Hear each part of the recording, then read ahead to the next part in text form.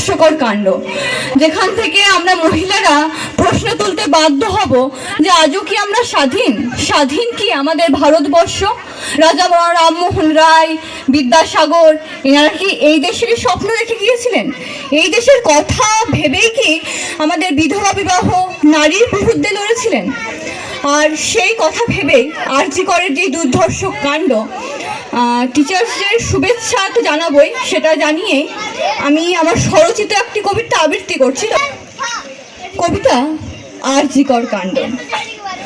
Doctor মেয়ে ধর্ষিত হলো, গোটা বিষয় খুবই কষ্টকর ব্যাপার যে আজ আমাদের বাড়ির মেয়েরা, আজ আমাদের বাড়ির বোনেরা সুরক্ষিত নয়। তোমাদের সাথে আলাপ করার দাও সুযোগ আমারে, এসো সবাই গড়ি এক সুন্দর পরিবার ঘরে বাইরে। দিনটা ছিল 5ই সেপ্টেম্বর, টিচার্স ডে অর্থাৎ শিক্ষক দিবস। প্রতি বছরের ন্যায় এবছরও আমরা শিক্ষক দিবস পালন করেছি, কিন্তু এবারে শিক্ষক দিবসটা আমার জন্য একটু অন্যরকম। ওই যে ভাই চলে এসেছে, ভাইয়ের সম্পর্কে তো বলাই হয়নি।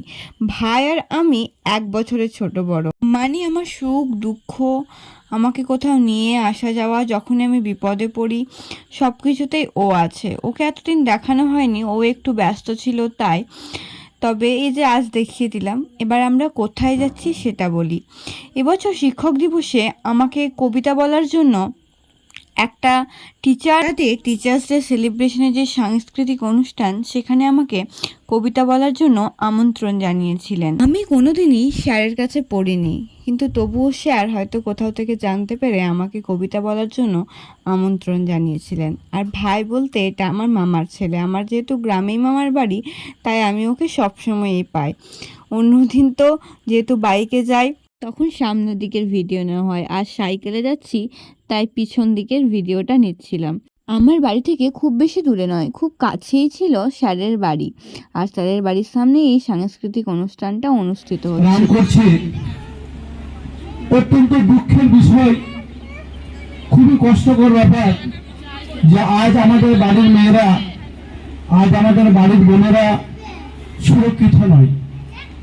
তারা যেন কোথাও অত্যাচারিত হচ্ছে, ধর্ষিত হচ্ছে, লাঞ্ছিত হচ্ছে, গঞ্জিত হচ্ছে।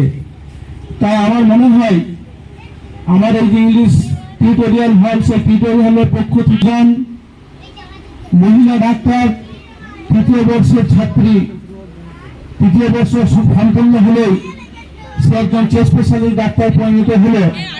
জানি না তার কি অপরাধ ছিল। সে মহিলা ডাক্তারের উপরে নরপিশাচের দল, তারপরে তাকে ধর্ষণের পরে তাকে খুন করেছে। তার তীব্র নিন্দা, তীব্র প্রতিবাদ জানাচ্ছি। এবং এই সময়কালের মধ্যে সন্ধ্যা সকলকে। এখানে আমার গুরুজন যারা আছেন তাদেরকে আমার প্রণাম, ছোটদের আমার ভালোবাসা, সমবয়সীদেরও আমার ভালোবাসা। হ্যাঁ, আরজি করে ঘটে গেছে এক দুর্ধর্ষকর কাণ্ড, যেখান থেকে আমরা মহিলারা প্রশ্ন তুলতে বাধ্য হব যে আজও কি আমরা স্বাধীন? স্বাধীন কি আমাদের ভারতবর্ষ? রাজা রামমোহন রায়, বিদ্যাসাগর, এনারা কি এই দেশেরই স্বপ্ন দেখে গিয়েছিলেন? এই দেশের কথা ভেবেই কি আমাদের বিধবা বিবাহ নারীর বিরুদ্ধে লড়েছিলেন?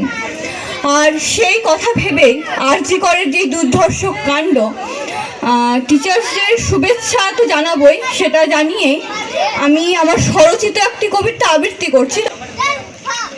কবিতা আরজি কর কাণ্ড। ডাক্তার মেয়ে ধর্ষিত হলো, গোটা বাংলা তোলপাড়, মিছিল জুড়ে শাস্তির দাবি। শুনবে কি আইন? মা বাবার হাহাকার। টেকনোলজির যুগে ছিল নাকি হাসপাতালে শুধু সেখানেই সিসিটিভি? প্রমাণ লোপাটের সুবিধায় গেল না ধরা আসামিদের প্রতিচ্ছবি। সমাজ সেবিকা হতে এসে নিজেই হলো পশুর শিকার। শিক্ষিতের তকমা পড়ে সমাজ আজও রয়েছে নির্বিকার। নারীরা সেদিনও ছিল না সুরক্ষিত, আজও তারা নয়। এই কি রামমোহন বিদ্যাসাগরের দেশ? এই তবে তার পরিচয়? প্রশ্ন একটাই, কেস যতদিন চলবে থাকবে কি আমাদের ততদিন লড়ার ক্ষমতা, নাকি এভাবেই অলিতে গলিতে রোজ শেষ হয়ে যাবে হাজারো অভয়া, নাকি এভাবেই অলিতে গলিতে রোজ শেষ হয়ে যাবে হাজারো অভয়া। ধন্যবাদ।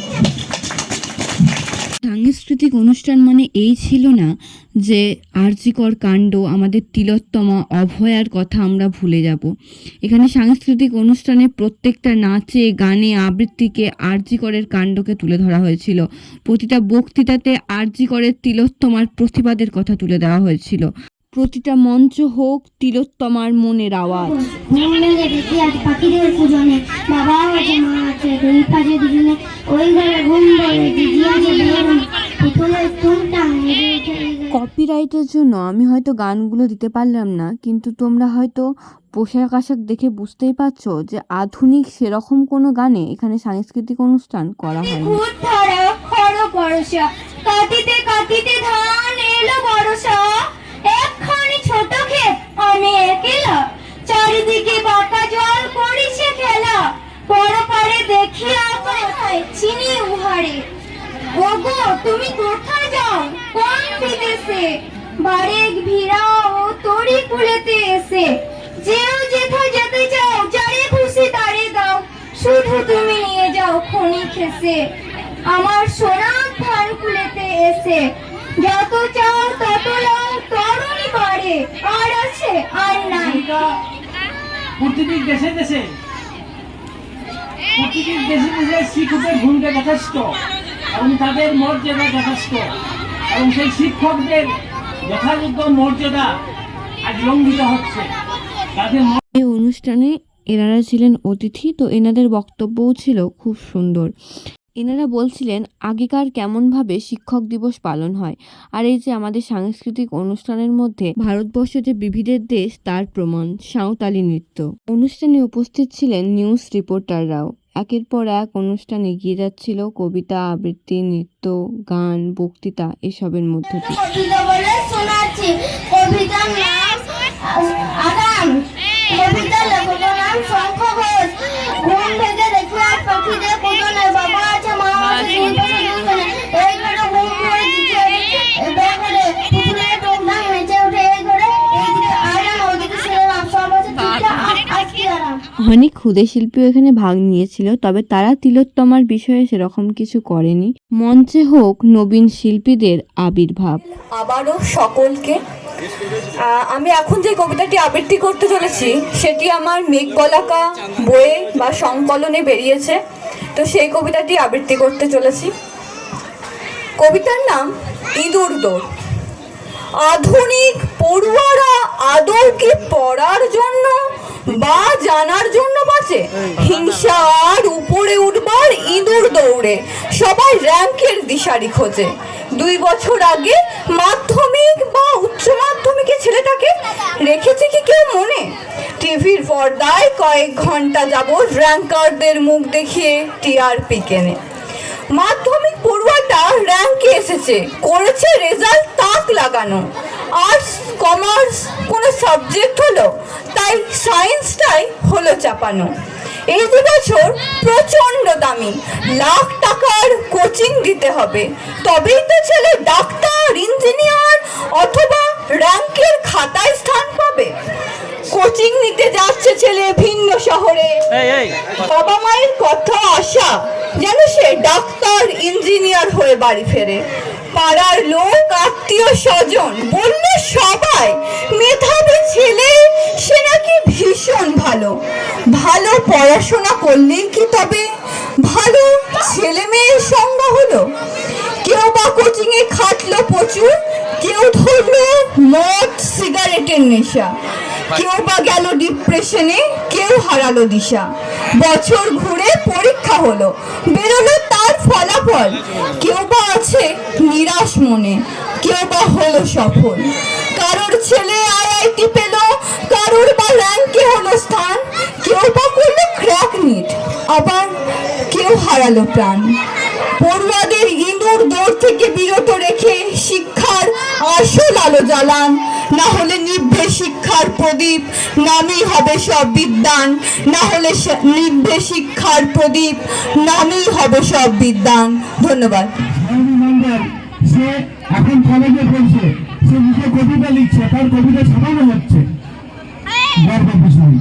আমি আমার পত্রিকাতে লিখি, আমার অনেক লেখা ছাপানো হয়, আপনারা পড়তে পারেন। কিন্তু কথা হচ্ছে যে আজকে আমাদের ছাত্রী তো, আমাদের মেয়ে তো, আমার বন্ধু মেয়ে মানে আমার মেয়ে, তো সেই মেয়ে যদি কবিতা লিখতে পারে, সেই মেয়ে যদি কবিতা আবৃত্তি করতে পারে, তো আমার বাড়ির মেয়ে, আমার বাড়ির ছেলে কেন কবিতা আবৃত্তি করতে পারবে না, কেন কবিতা লিখতে হবে না? তো আসুন আমরা আমাদের ছেলে মেয়েকে সুশিক্ষায় শিক্ষিত করি। আমার এই লেখালেখি জীবনে আমাকে কবিতার বলার জন্য বা কবিরূপে প্রথম কোনো জায়গা থেকে আমন্ত্রণ জানিয়েছিল। অনুষ্ঠানের শেষে আমি স্যারের জন্য যে উপহারটা নিয়ে গিয়েছিলাম, আমার অপরাজিতা একক সংকলন, সেটা তুলে দিলাম স্যারের হাতে। কত ছাত্রছাত্রী আসে যায়, তো স্যার সবার শেষে সবার সাথে একটা ফটো তুলে নিচ্ছিলেন। এইভাবেই সাংস্কৃতিক অনুষ্ঠানটা তিলোত্তমার বিচার চেয়ে শেষ হয়। তারপর ভাই আমাকে একটা আইসক্রিম খাওয়ালো, মানে আমি অবাক হয়ে গেলাম যে ভাইটাও আমার কত বড় হয়ে গিয়েছে। মানে তখন মনে হচ্ছিল যে হ্যাঁ সত্যি আমরা অনেকটা বড় হয়ে গেছি। সব মিলিয়ে অনুষ্ঠানটা এতটাই সুন্দর হয়েছিল, আমি কি বলবো। ইভেন ওখানে টিচার্সরা সেলিব্রেট করছিল, মানে এটা নয় যে আরজিকর কাণ্ডটাকে ভুলে গেছিল।